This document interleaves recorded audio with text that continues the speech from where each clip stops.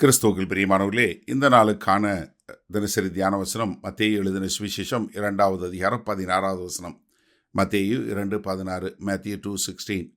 அப்பொழுது ஏரோது தான் சாஸ்திரிகளால் வஞ்சிக்கப்பட்டதைக் கண்டு மிகுந்த கோபமடைந்து ஆட்களை அனுப்பி தான் சாஸ்திரிகளிடத்தில் திட்டமாய் விசாரித்த காலத்தின்படியே பெத்லகேமிலும் அதன் சகல எல்லைகளிலும் இருந்து 2 வயதுக்குட்பட்ட எல்லா ஆண் பிள்ளைகளையும் கொலை செய்தான். இப்போ மறுபடியும் இந்த காலகட்டத்தில் பெரிய ஏரோது என்ன செஞ்சார்? பெரிய ஏரோதுக்கு சாஸ்திரிகள் கிழக்கிலிருந்து வந்த சாஸ்திரிகள் திரும்ப வரல, அவர்கள் தன்னை வஞ்சித்து விட்டார்கள் என்று சொன்ன மாத்திரத்தில் என்னுடைய பதவிக்கு ஒரு ஆபத்து, என்னை காட்டிலும் இன்னொருத்தர் ராஜாவாக வரப்போகிறான் என்கிற ஒரு கோபம் வந்த உடனே நான் உட்கார்ந்து விசாரித்தேன்.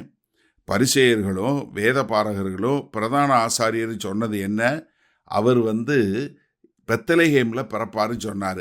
அதனால பெத்லகேம் அந்த பகுதியில் உள்ள எல்லா பகுதியிலையும் அந்த பகுதியில் உள்ள பக்கத்தில் உள்ள 2 வயதுக்குட்பட்ட எல்லா ஆண் பிள்ளைகளையும் கொலை செய்ய சொல்லி, அதாவது பிள்ளைகளை 2 வயதுக்கு, ஏன்னா கிட்டத்தட்ட ஒரு வருஷத்துக்கு மேலே ஆயிடுச்சு, அதனால் 2 வயதுக்குட்பட்ட எல்லா பிள்ளைகளையும் கொலை செய்து, எனக்கு என்னுடைய பதவி வேணும், எனக்கு என்னுடைய காரியங்கள் வேண்டும் என்று சொல்லக்கூடியதாக.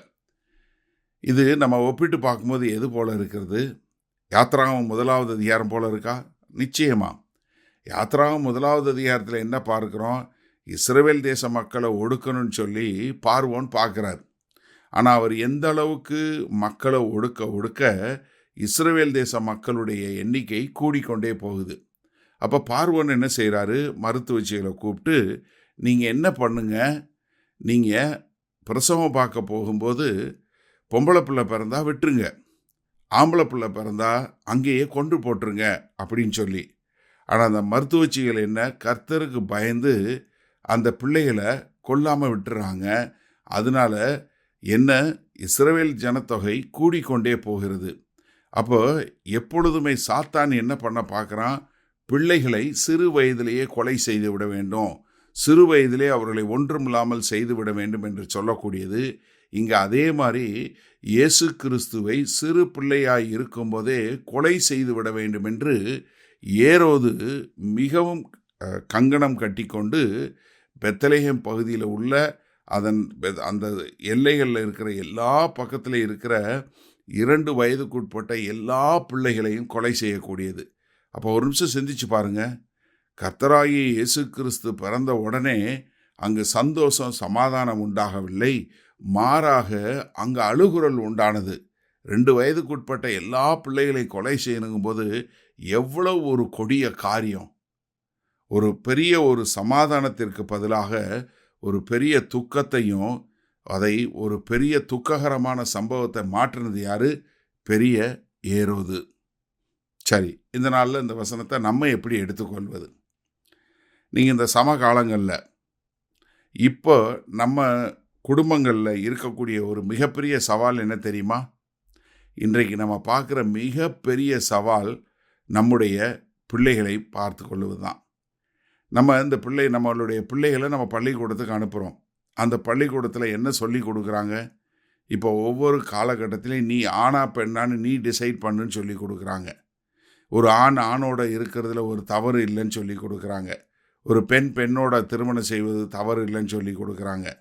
நீ எப்படி உன்னுடைய தன்மை, நீ ஆணா பெண்ணா இல்லை என்னங்கிறத நீயே தெரிந்து கொள்ளலாம், அதற்கேற்றாற் போல் உன்னை மாற்றிக்கொள்ளலாம். அப்போ நம்முடைய பிள்ளைகள் மனசில் நஞ்சை விதைக்கிறாங்க. அதாவது அங்கே மாம்ச பிரகாரமாக பிள்ளைகளை கொலை செய்தாங்க. இன்றைக்கு உங்களுக்கும் எனக்கு இருக்கக்கூடிய மிகப்பெரிய சவால் என்ன தெரியுமா? நம்முடைய பிள்ளைகளுடைய எண்ணங்களில் விஷத்தை அவர்கள் கக்குகிறார்கள். அதனால தான் நம்ம கிறிஸ்தவர்களாக இருக்கிற ஒவ்வொரு தாயும் ஒவ்வொரு தகப்பனுக்கு உள்ள கடமை என்ன தெரியுமா? உபாகமம் 6வது அதிகாரம் 6லிருந்து 8 வரை உள்ள வசனங்களில் சொல்லுவது போல, ஒவ்வொரு தகப்பனும் ஒவ்வொரு தாயும் தன்னுடைய பிள்ளைக்கு உட்காரும்போது, நிற்கும்போது, நடக்கும்போது, படுத்திருக்கும்போது, எப்போ பேசினாலும் தேவனுடைய வார்த்தையை சொல்லி கொடுத்து, தேவன் எதற்காய் தெரிந்து கொண்டார், தேவனுடைய நோக்கம் என்ன, தேவனுடைய திட்டம் என்ன என்பதை நாம் நம்முடைய பிள்ளைகளுக்கு தெளிவாய் திட்டமாய் போதிக்க வேண்டிய காலகட்டத்தில் இருக்கிறோம். நம்ம வந்து சபையில் சண்டே ஸ்கூலில் போதிப்பாங்க, இல்லை வேறு இடத்துல போதிப்பாங்க, ஸ்கூலில் நல்லது போதிப்பாங்கன்னு சொல்லி நீங்கள் தயவு செய்து நம்பாதீங்க. நமக்கு நம்முடைய பிள்ளைகளை பாதுகாக்க வேண்டிய ஒரு மிகப்பெரிய கடுமையான காலகட்டத்தில் நம்ம இருக்கிறோம் என்பதை உணர்ந்து கொள்வோமா? பல பிதாவே, இதோ நாங்கள் பார்க்கிறோம், அந்த காலகட்டத்தில் உயிரை கொலை செய்தார்கள். ஆனால் இன்றைக்கோ எண்ணங்களிலே அது ஒரு பெரிய விஷத்தை விதைத்து மக்களுடைய எண்ணங்களை திருடி எண்ணங்களை கொலை செய்து அவர்களை ஒரு நடைப்பணங்களாக மாற்றிக்கொண்டு இருக்கிறாங்க. அதனால இந்த செய்தியை கேட்டுக்கொண்டிருக்கிற ஒவ்வொரு தாயும் தகப்பனும் தன்னுடைய பிள்ளைகளை தேவனுடைய வார்த்தையிலும் தேவனுடைய நடக்கையிலும் பயிற்றுவிக்கக்கூடிய மக்களாய் வாழ கிருபை பாராட்ட வேண்டுமாய் இயேசு கிறிஸ்துவின் மூலம் ஜெபிக்கிறோம் ஜீவனுள்ள வல்ல பிதாவே, ஆமேன். கர்த்தர் உங்களை ஆசீர்வதிப்பாராக. நாம் இன்று மாலை மணால சந்திப்போம்.